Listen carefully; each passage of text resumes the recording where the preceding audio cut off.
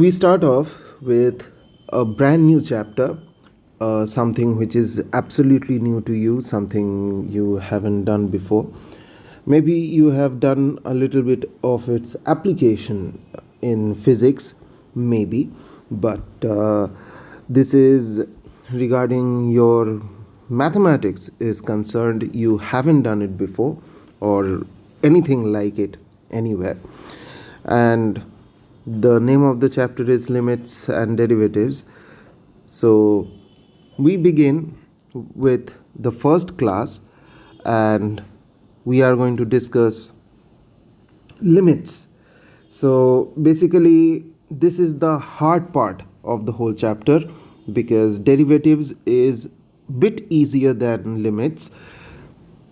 Once we can understand limits, then everything else becomes very easy and clear. So let us begin. Let us begin with the idea. Now, to begin with, first thing is we need to understand what is the idea of a functional value, something which we have already done in the chapter of relation and function. But let me just repeat it once more. So if y equals to fx is a function given, and you are trying to find the functional value of the function at a point x equals to a, that means you just have to replace x by a, that is the value, and you have to calculate, and once you calculate, whatever the value comes is your answer. So basically, if I have fx equals to 2x plus 3 and I want to find the value of fx at x equals to 2, then that is f of 2. So we just replace x by 2. So 2 into 2 is 4 plus 3, that is 7. Once again, if I take gx is equals to x square minus 4x plus 1 and I put minus 5, that is I want to find the functional value at minus 5, then g of minus 5 is 46. Fine. So this is the idea of functional values. Now let us take another function, a different kind of a function, and in this function, as you can see, fx is x square minus 4 by x minus 2. Now let us try to find out the functional value of f at the point x equals to 2. So if we try to do so, if we try to find out the functional value of f at 2, see what is happening. X square minus 4 by x minus 2. So I am trying to put x equals to 2, so it becomes 4 minus 4 by 2 minus 2. So that is actually giving me 0 by 0. Now 0 by 0 is not a value at all, because 0 can't be divided by 0, or nothing can be divided by 0 for the matter of fact. So therefore at x equals to 2 I am not getting any value. So I can say that the functional value at x equals to 2 doesn't exist. Fine.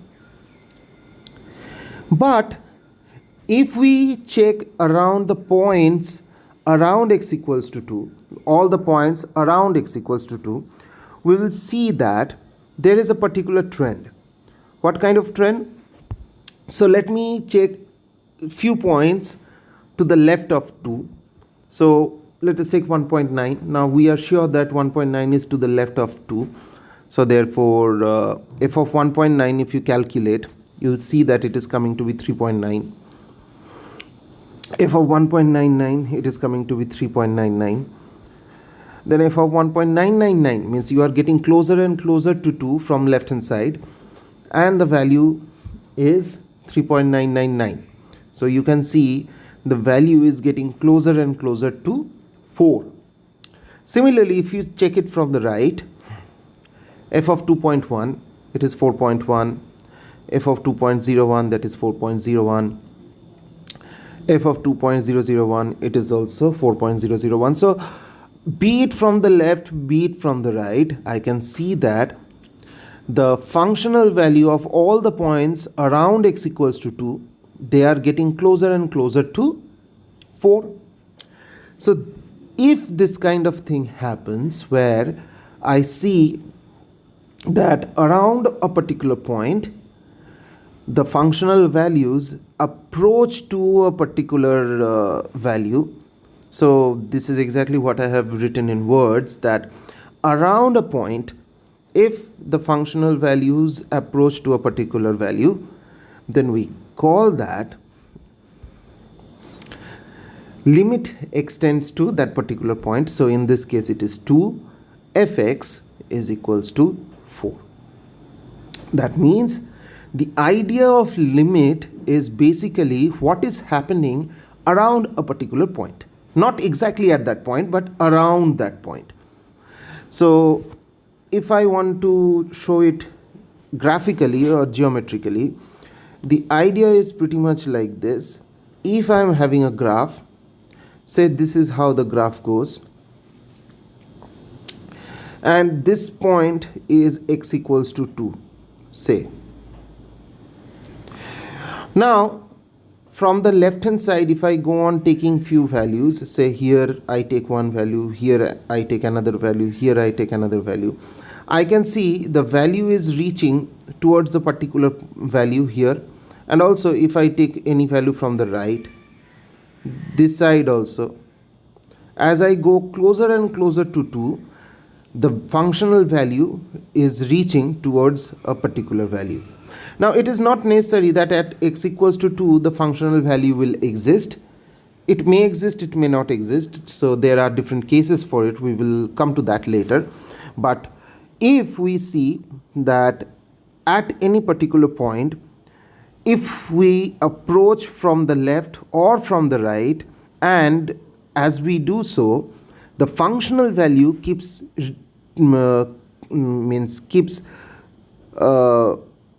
approaching to another particular value, then I will say that the limit of the function at that particular point is that value. So let us finally define it officially, what limit basically is. So if y equals to fx is a given function such that fx approaches a finite value L, when x approaches a from both ways, then we say both ways, be very careful, both ways, this is very important, both ways in the sense from left as well as from the right, then we say limit extends to a fx is equals to L. So L is actually the limiting value of the function at the point x equals to a. Fine. Now there can be 4 different cases, and we will be taking up example and understanding all these cases separately. So the first case is if a, that is the functional value at x equals to a, exists and L also exists and they are equal.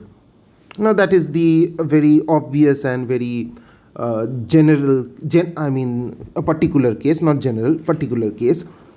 Then it may so happen that the functional value at x equals to a does not exist, but the limiting value exists. This is exactly the example that which we took. Then it may happen the functional value and L both exist, but they are not equal. And finally, there can be a case where the functional value exists, but the limit does not exist, or the limiting value does not exist. So let us take up the case, each and every single case, and understand. We will be taking up examples. So let us take the first one. In the first one, I am talking about where the functional value and the limiting value both exist and they are equal. So let me take the function fx equals to 2x plus 3, a function which we started off with. Here, as we can see, let me take any point. So let me take x equals to 1. So at x equals to 1, what is the functional value? I can put x equals to 1 in function and I can calculate, and I can see that the functional value at x equals to 1 is 5. Now for the limiting value, let us just see what is happening around the point x equals to 1. So on the left, if I put 0.9, I can see that the functional value is 4.8. If I put 0.99, it is 4.98. If I put 0.999, it is 4.998. So I can see that it is going closer and closer to 5. Also on the right, at x equals to 1.1, it is 5.2. At x equals to 1.01, it is 5.02. At x equals to 1.001, it is 5.002. So I can see that from both the side, as we get closer and closer to x equals to 1, the the values of each and every point is getting closer and closer to x equals to 5. So therefore I can say that limit at x equals to 1 is 5. And so this is the case where I can see the functional value and the limiting value, they are both equal. They exist and they are both equal. Then case number 2. Case number 2, fa does not exist but L exists. So this is the particular case which we already discussed, but let us take another different example and check it. So let me take this example. Fx equals to x square minus 5x minus 6 and x square plus 3x plus 2. Now at x equals to minus 1, if you just put the value x equals to minus 1, you will see that the function does not give any value. It will give you 0 by 0. So the function doesn't have a value at x equals to minus 1. Now if so, let me just let me just check what is happening around x equals to minus 1. So on the left hand side of x equals to minus 1, f of minus 1.1, if you just put the value and calculate, you will see that it is coming out to minus 7.8888 whatever. If you put minus 1.01, you will see the value is coming out to minus 7.0808, means a little bit closer to the value of minus 7. And again, if you put minus 1.001, you will see the value is even more closer to minus 7, and that is minus 7.008. Then on the right hand side, minus 0.9, it is minus 6.272. Then minus 0.99, it is minus 6.92, and minus 0.999, the value is minus 6.992. So you can see actually from right hand side also, as we get closer and closer to minus 1, the values are also getting closer and closer to minus 7, and hence I can say that at limit at x tends to minus 1, it is minus 7.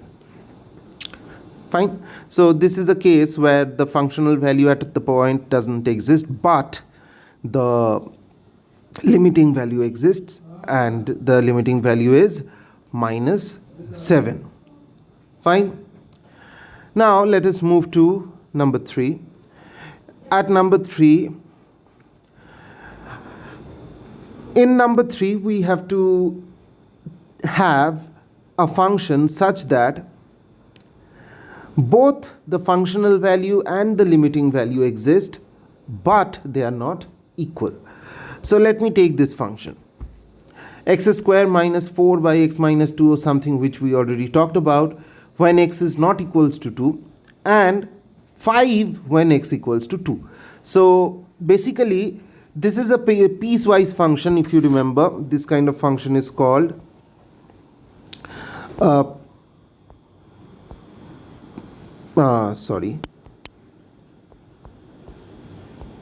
piecewise function. If you don't remember,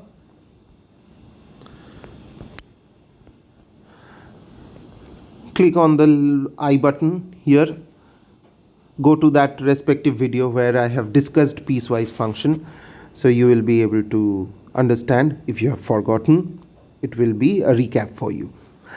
Okay, so now in this case what is happening, if x is not 2, any value other than 2, the function is going to follow this particular branch or this particular function, and if x equals to 2, the value is 5. So therefore at x equals to 2, what is the functional value? At x equals to 2, the functional value is 5, which is exactly how the function is described. But we already have discussed about the limit of this function at around x equals to 2, and we have seen that the limit is coming out to be 4. So therefore this is a case where the function has got a functional value as well as it has got a limiting value, but they are not equal at a particular point. Now you may ask one question, that how or why this is 5? Why this is 5? This should have been 4. Well, the idea is this is a function defined in this way. So the value at x equals to 2 has been set as 5. So therefore I have to consider the functional value at x equals to 2 as 5. But if I talk about the limiting value means what is happening around the point x equals to 2, I see that the functional value is coming out to be, the limiting value is coming out to be 4. So therefore at x equals to 2, the functional value is 5, but its limiting value is 4. So therefore both exist, but they are not equal. Next,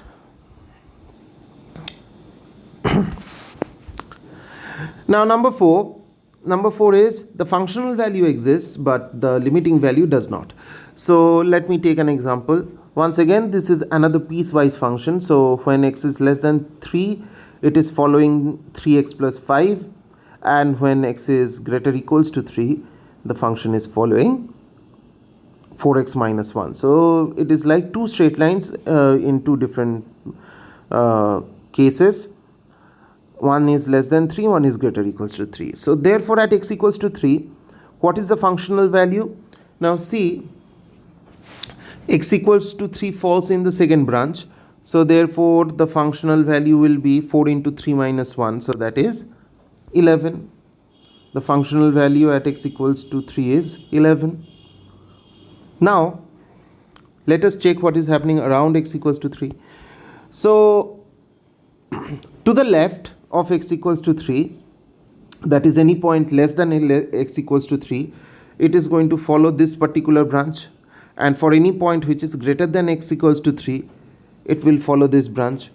So therefore to the left, if I put 2.9, you can see the functional value is coming out to be 13.7. If I put 2.99, it is 13.97. If I put 2.999, it is 13.997. On the right, if I put 3.1, the functional value is 11.4. Again 3.01, it is 11.04, and 3.001, it is 11.004. So therefore I can see from the left it is going somewhere else, from the right it is going somewhere else. They are not coming at one particular value. So for the function to have a limit, both from left and right, it must approach to a particular value. But in this case, it is not approaching the particular value, it is approaching to different values, and therefore I will say that the limit at x equals to 3 does not exist. Fine. But if you just notice, from the left hand side it is approaching a particular value, and from the right hand side it is approaching another particular value. So instead of saying that the limit doesn't exist, we can do something else. What we can do?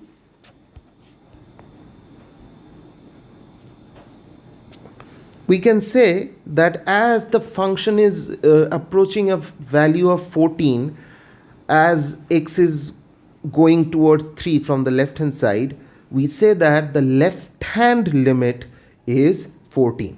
We can't say that the limit is 14 because from both sides it is not going to the same value, but as it is going from the left hand side, it is approaching towards 14. I can say that the left hand limit is 14. And similarly, from the right hand side, it is approaching towards 11. So we can say that the right hand limit is 11. So you can see from left hand side, it is going to a different value. From the right hand side, it is going towards a different value. So this brings us to the discussion or the idea of something called as the left hand limit and right hand limit. So what is the idea of left hand limit? If a given function approaches a particular value from the left, then I say that the left hand limit is L. So how to denote the left hand limit? We just put a minus sign on top of the value, and that's just what it denotes. Then similarly, for the right hand limit, if the function is approaching a particular value from the right, then I call that to be the right hand limit. Now, if both the left hand limit and right hand limit becomes equal, then I can say that the function has the limit at that point, and that limiting value is exactly the value which is the left hand limit or the right hand limit. Fine.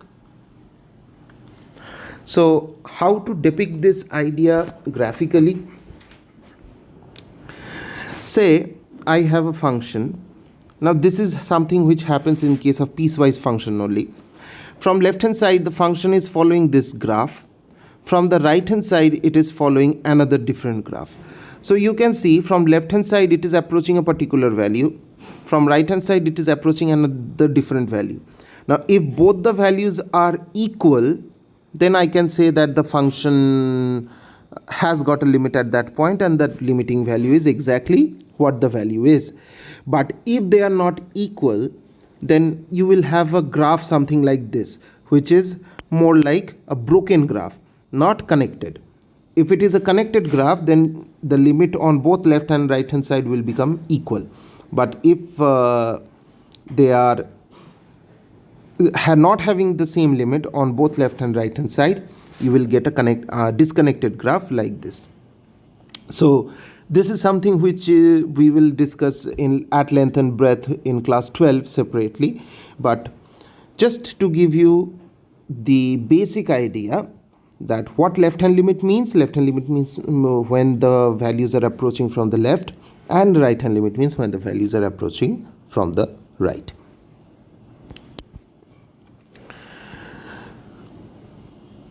Now finally we come across the examples.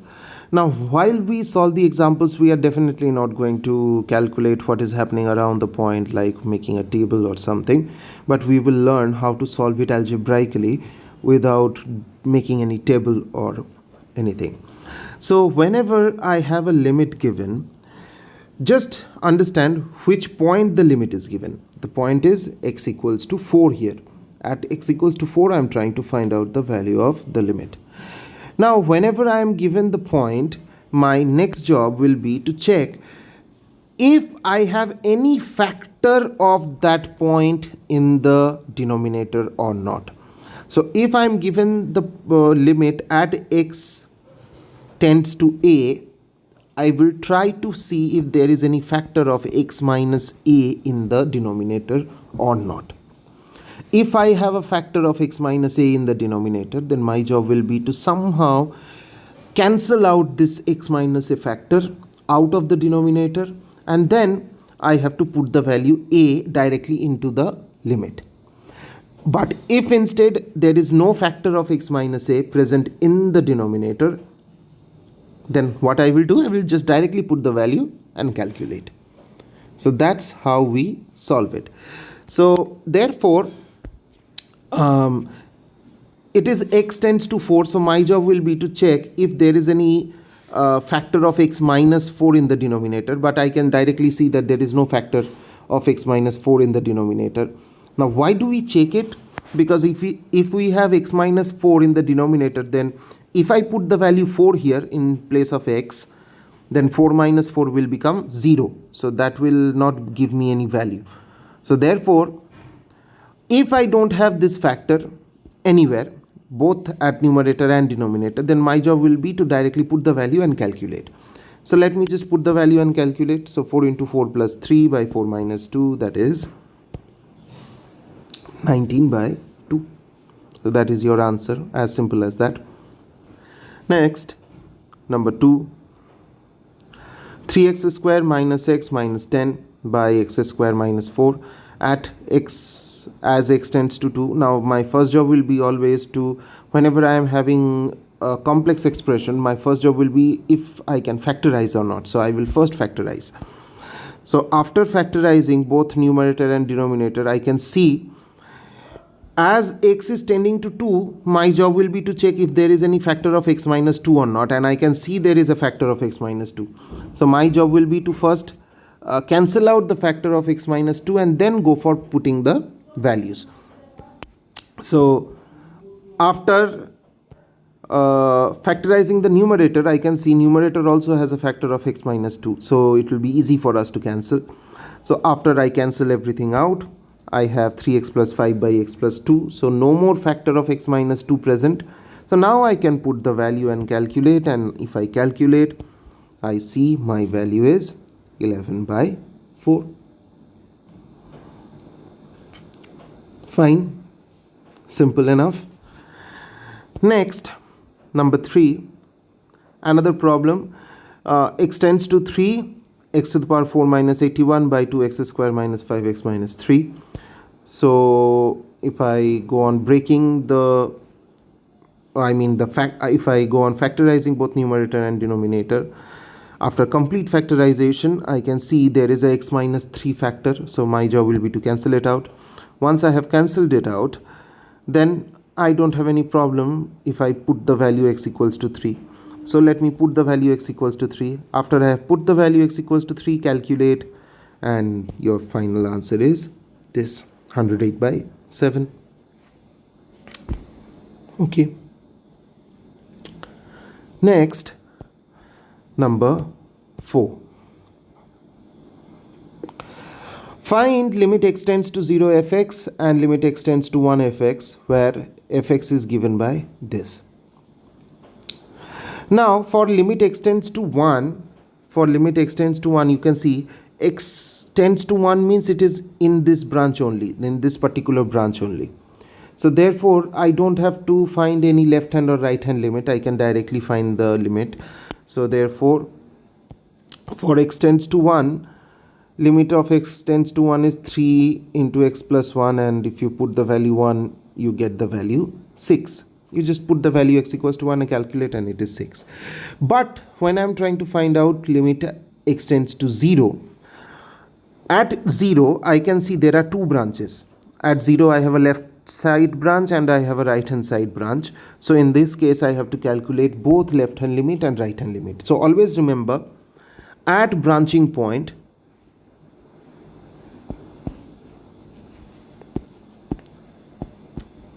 I have to calculate both LHL and RHL. Fine. So now let us see. On the left hand side, the limit will be 2x plus 3, so put x equals to 0, the value is 3. On the right hand side, again if I put x equals to 0, I get 3. So both left hand limit and right hand limit, they are equal. So here I get the LHL becoming equals to RHL. So once they become equal, the functional value is 3. The limiting value is 3. Fine. Then again, okay, one technical thing just to discuss. See, I am putting here 0 minus, I am putting here 0 plus. 0 minus and 0 plus is signifying the left hand limit and right hand limit. Once I have considered the branch, left hand branch or the right hand branch, I am not putting the left hand limit sign or the right hand limit sign. I mean, not putting plus or minus. Until and unless you are considering the branch, you must put that plus or minus sign at the top. Once you have considered the branch, you need not put. Then number 5, find limit extends to 1 fx where fx is given by this. I think I have made a small mistake. This is 1. This both are 1s. I just made a typing mistake. Please ensure this is 1. This is not 0. I made a mistake. So therefore 1 is the branching point, and hence as 1 is the branching point, so I have to calculate both left hand limit as well as the right hand limit. So therefore the left hand limit and the right hand limit, as you can see, they are different if I put x equals to 1 in both the branches, and as they are different, therefore the limiting value does not exist, right? The limiting value does not exist because the left hand limit and right hand limit, they are not equal.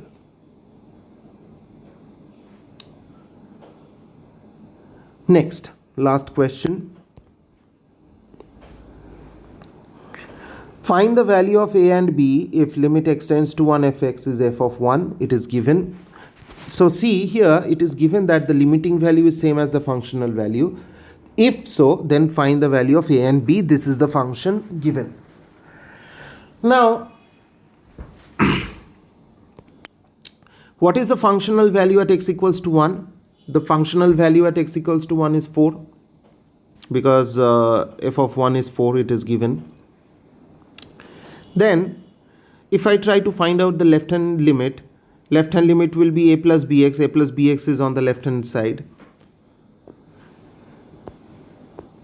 This is the left hand side, so therefore a plus bx is a plus b. Similarly, right hand side, b minus ax. So if I put x equals to 1, it is b minus a, this side. Fine. And now, as it is told that limit at x equals to 1 is same as f of 1, so I can say both the left hand limit and right hand limit must be equal to 4. That is, if limit is equals to 4, then definitely both left hand and right hand limit must be equal to 4. And then I get two equations, that is a plus b equals to 4 and b minus a equals to 4. If I solve and calculate, I get a as 0, b as 4. So go through the problem. This is something which is very new. I know it will take you quite some time. So I am not sending any exercises right now. Let me complete the idea of limits first. There are few more things to be done.